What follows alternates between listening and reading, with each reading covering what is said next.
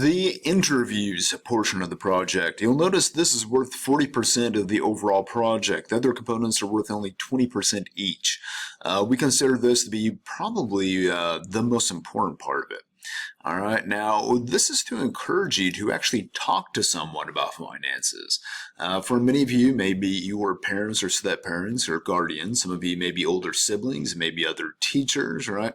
It could be friends of the family. Whoever it is, you need to interview two adults who manage their own finances. So if you have an older sibling who's an adult, but they don't manage their own finances, don't ask them.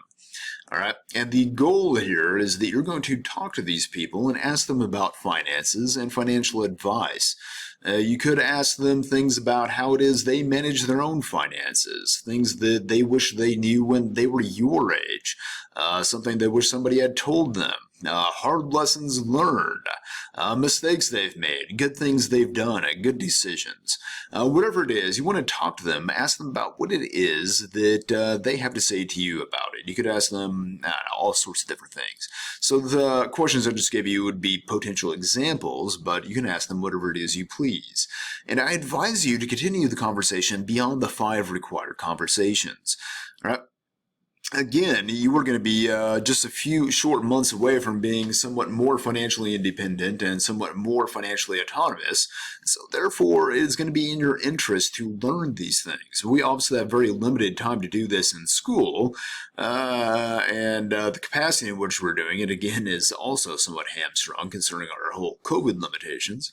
So this is going to be largely up to you to do it on your own. For some reason, parents are almost as bad about talking to their kids about finances and financial matters as they are about the whole birds and the bees.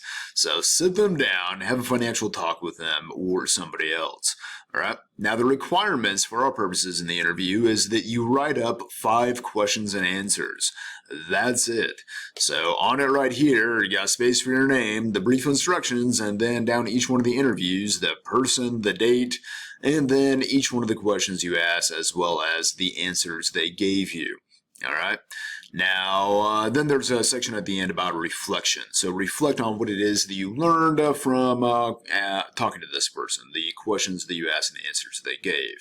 All right. Now, do this honestly. Again, the purpose is that you actually sit down and talk to somebody, and it is really for your own benefit.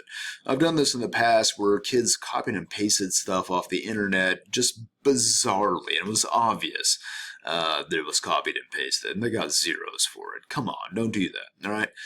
Talk to actual people. It really won't take that long, and really we're not asking you all that much, right? So 5 questions, 5 answers, you write it up, you briefly reflect on it, and this is 40% of the grade right there.